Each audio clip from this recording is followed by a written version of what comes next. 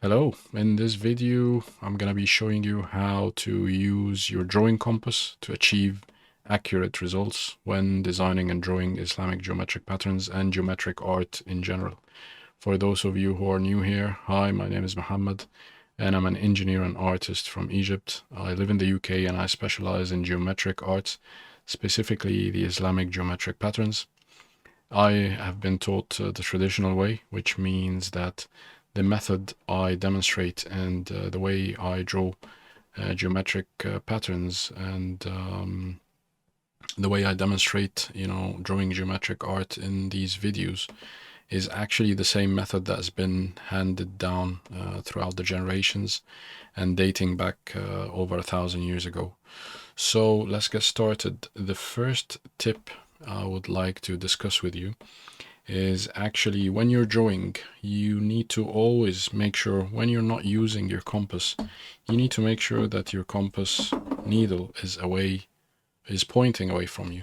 And that is a health and safety tip, just to make sure that you don't accidentally injure yourself against the needle, because usually when we're drawing, our hands are all over the sheet, and especially when you're trying to reach out quickly to grab the compass to draw a circle, you're eager to put a mark on the paper, and you don't want to be injuring or hurting, your hands or fingers against this very sharp compass needle. So please look after yourselves. What do I actually look for in a compass? Well, as a matter of fact, the first thing I look for is sturdiness, and it has to be really strong and sturdy in my hands, which is very important when you're drawing and when you're drawing for prolonged hours. The second thing I would say is actually the working lifetime. So it is a worthy investment at the end of the day. So you're not going to regret it, hopefully. You're not going to regret buying this kind of compass, but you want to spend your money and have something that hopefully lives with you for many years. And from experience, I think that these compasses are really worth their weight. Yeah, so they're not exactly cheap, but they're really affordable, and they're comparatively you know definitely worth their price. As a matter of fact, this one was the most expensive, but actually because a lot of people, including myself, prefer the one in the middle, and I'll explain why. It has now become actually a little bit more expensive, maybe £3 or £4 more expensive than this one, which is interesting because this is fully metal and this one is made partially from plastic, so it's lighter. But here you go, it's supply and demand, because a lot of people who know what they're on about actually prefer this kind of compass. It's this is just my explanation for it, but it is becoming more and more popular, this one. So try to get this one, in my opinion. I prefer the compasses with the central wheel mechanism, which means that it's not easily, changed. So you cannot just accidentally, bump the compass or place it somewhere and its opening width will change. No, that's where this central wheel and this spindle mechanism will hold it in place, preserving that, distance for you to carry on during the drawings steps. So this is also a very important aspect or attribute of the compass that I prefer to be working with. And the last thing is actually the versatility in holding different attachments, like ruling pen attachment, and I'll explain that later in other videos. I always prefer to use mechanical pencils, because they give me the sharpest and most accurate result when drawing the arcs and lines. So I always tell everybody I teach or work with that mechanical pencils are the way to go.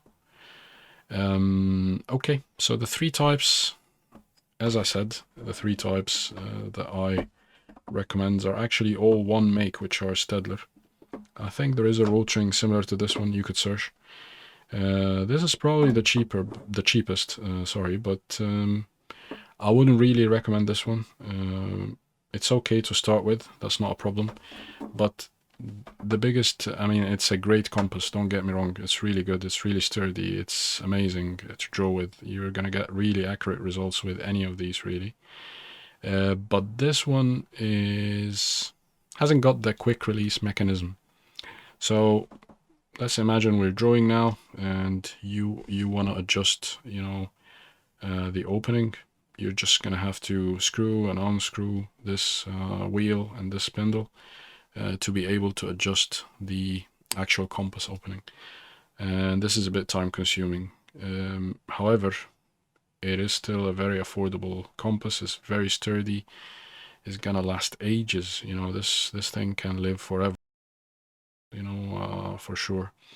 So yeah, if you look after it, this one will be will be a very good investment. And similar to this compass is also the Mars 55, is it 551, I think. I'll leave links to all these compasses in the description below. They're affiliate links, so if you decide to check them out on Amazon and buy them, I will be getting a small commission from Amazon at no extra cost to you. So that's just a disclaimer as well. If you look at this one, this is really sturdy, it's heavy, it's a joy to work with, really, and it's got the quick release, which means that you can quickly adjust the distance that you want to work with on the compass, which is really great. So why do I prefer the 552 compass, or the one that is partially plastic? Well, the plastic is really sturdy, it's really high quality, it is much lighter, and as a matter of fact, I just prefer this compass because it's really sturdy, it's lighter, and it's just amazing. So what I suggest to everybody looking to invest and start their career, their journey with Islamic geometry or geometric art in general, is to actually invest in this compass and in mechanical pencils similar to these. So how do I actually improve my drawing using the drawing compass? Well, first of all, as I already mentioned, I prefer mechanical pencils to give me sharp and accurate lines. And the second thing is that, let's say that we've got we've got these two dots that we want to draw an arc of a distance between these 2 points. And so I've got these 2 points. So the first thing is actually using the quick release buttons, or the quick release mechanisms. I try to adjust approximately to the distance, and then after that I place my needle on one point, the needle of the compass on one point, and then with the spindle, you cannot really see it in the camera here, but let me put it this. With the spindle I start adjusting to the second point.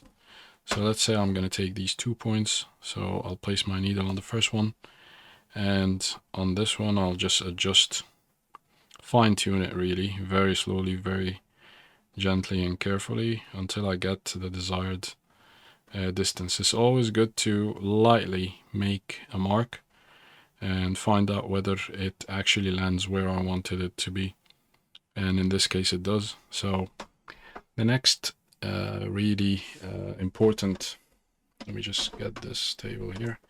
The next important tip would be to actually hold it from the top. So I'll hold it from the top here, and when I'm drawing, there's a couple of points that you need to look out for. First of all, you don't hold it from the leg. I'm just holding it from the leg just at the beginning, to actually place it where it is, and after that I'll let go and I'll hold it from the top.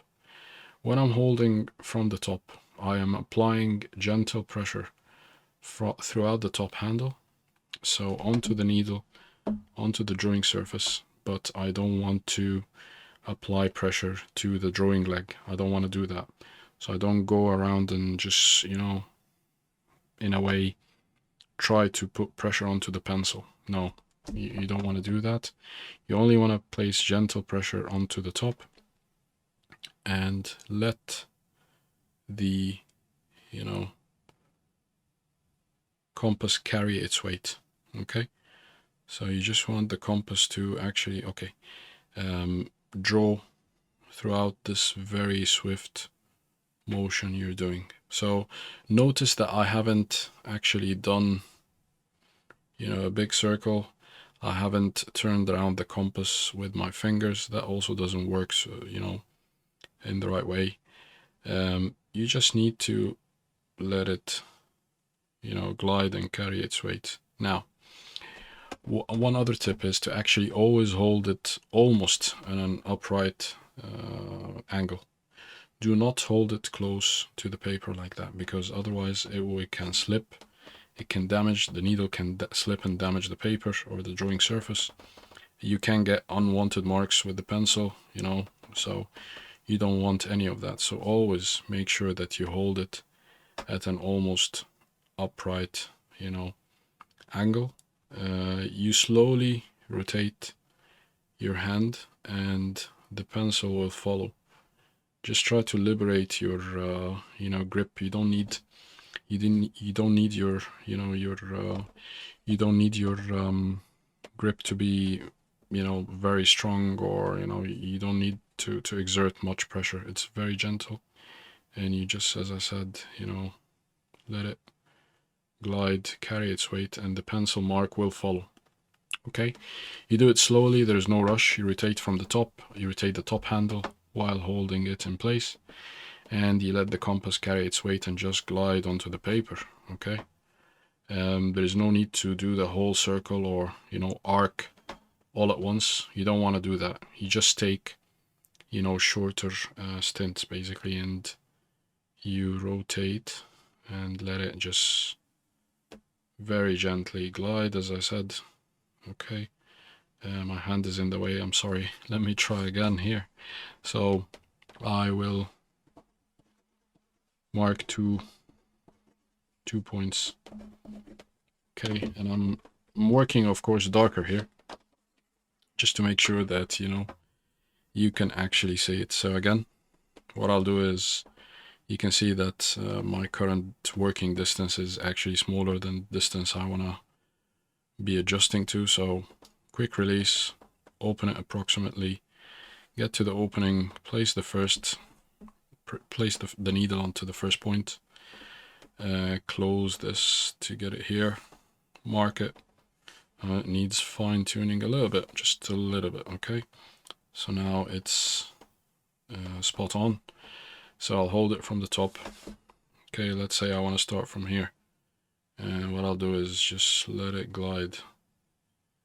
Okay, it's a very light mark, so I'll make it darker by gliding again over it. And as you can see, I just make sure that I exert pressure from the top.